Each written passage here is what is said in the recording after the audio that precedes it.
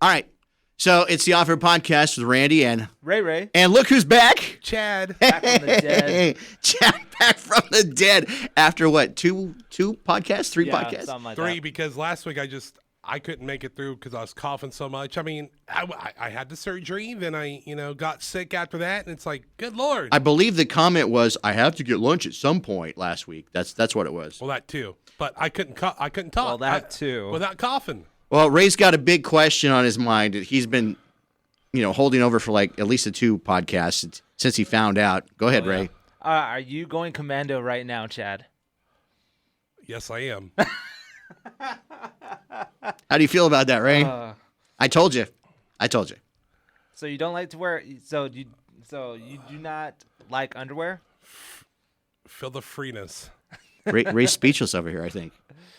See, and Ray thought I was lying. He yeah, really I thought did. he was legit joking. I mean, there's nothing wrong with it. I'm not saying there's nothing wrong with it, I'm not but wearing a dress for hygienically.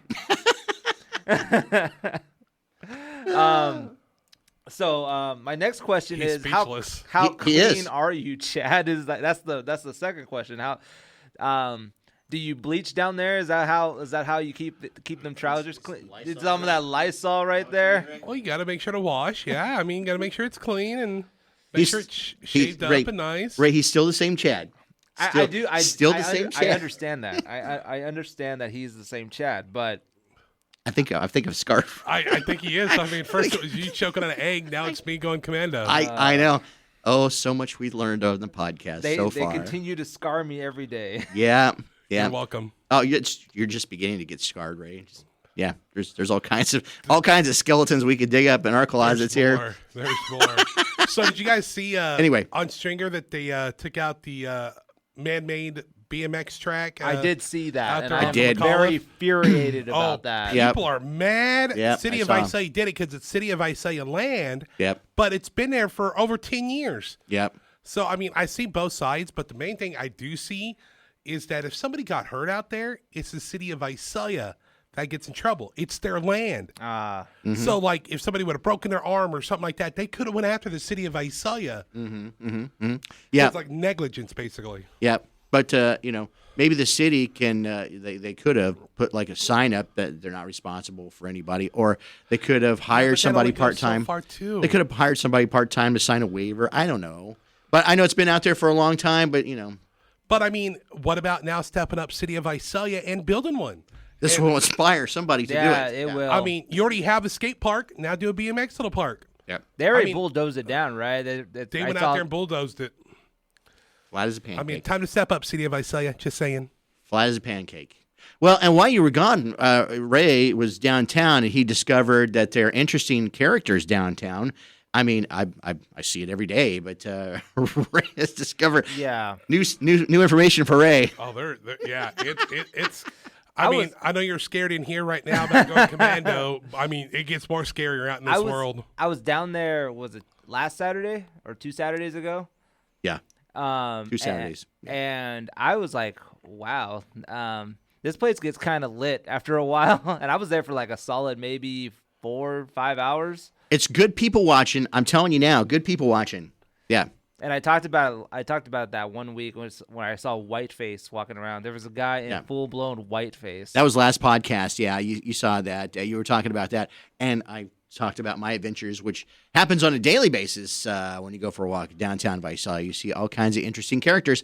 So if you're looking for some fun, just take a walk downtown. What's the weirdest thing you've seen out there, Chad? Or even just go over here to Mary's Vineyard. I mean, it is scary people over there. It's a little scary over Mary's Vineyard. I mean, there's some scary people downtown too, but it's Mary's really Vineyard, wow, really scary down at Mary's Vineyard. Or along the train tracks, or even just across the street from us. We're great advertisement for the City of Visalia, aren't we?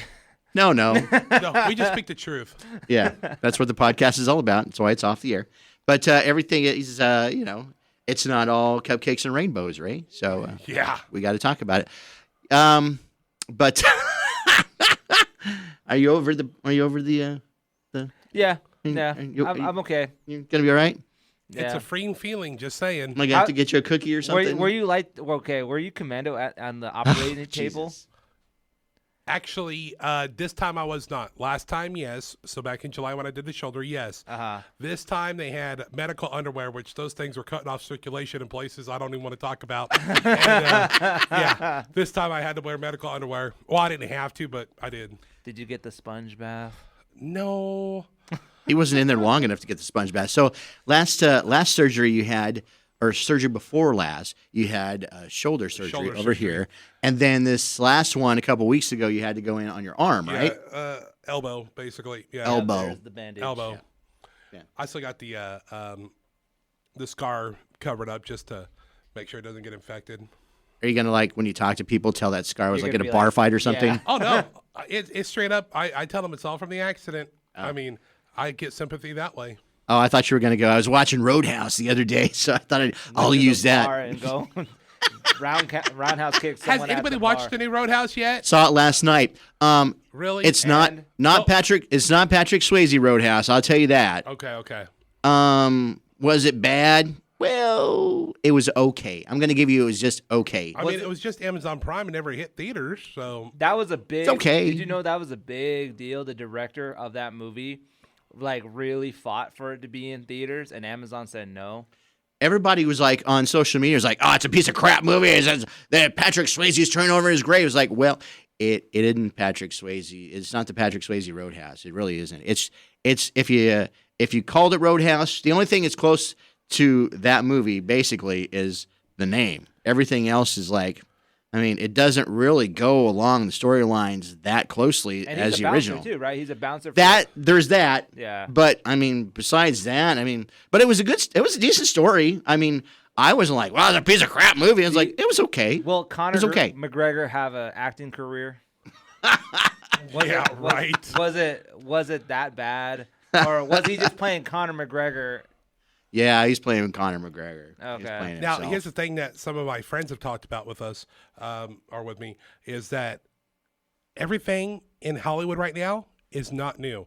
They're going back to old stuff. Yeah. They want all this money. They want all this stuff that they fought for them just to rehash old stuff. And they've been doing this for years. So, I mean, like, if you want to make more money, come up with new stuff.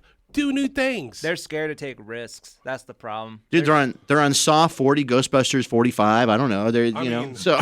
Well, I mean, yeah, and that's what it comes down to is like Ghostbusters 45, Rocky 1000, and stuff like that. I mean, come up with some new stuff. It's time. Yeah, it really is. I don't know why they keep remaking all this stuff, except maybe there's no new ideas. Yeah, I guess People are just laziness. I think it's just a lot more than that, but it's just there's a lot of people in the studios right now that just want to rehash everything because if they know their IP, they know people are going to go see it. That's the thing. And then if they have to come up with an idea fresh out of their mind, then they're taking the risk. They're spending millions and millions of dollars on a risk. And then look what happened to Warner Brothers. They're making their money just by dumping movies because what was it? Catwoman Supergirl or whatever, Batgirl. Yeah. They dropped that, and then they dropped the Wile E. Coyote movie off of Warner Brothers, and they're just taking that insurance money because they don't want to take that risk of the movie being bad and no one going to go see it.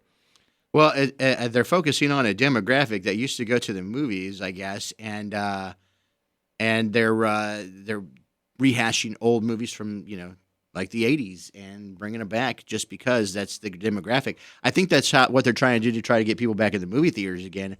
But that's only going to hold for so long. But look at with new Aquaman, how bad that failed and stuff like that. Dude. I mean, I know. Jason Momoa couldn't save that one at all. Mm-hmm. Yeah, it's pretty bad. I know one of the tactics that they're doing right now is offering all the special bundle deals at the movie theaters. Like I know for Doom, they had the worm popcorn and the holder. Ghostbusters And popcorn holder was the Ghostbuster capture one. Yeah, that's the only reason why I'm going to go see Ghostbusters in theaters, just so I can go get that little proton capture thing and a popcorn and yeah. See, I had the movie pass for a little bit too. The movie pass where you paid $20 a month and you got to go see unlimited movies. I had that. I mean, it's great if you can go out and go do it all the time.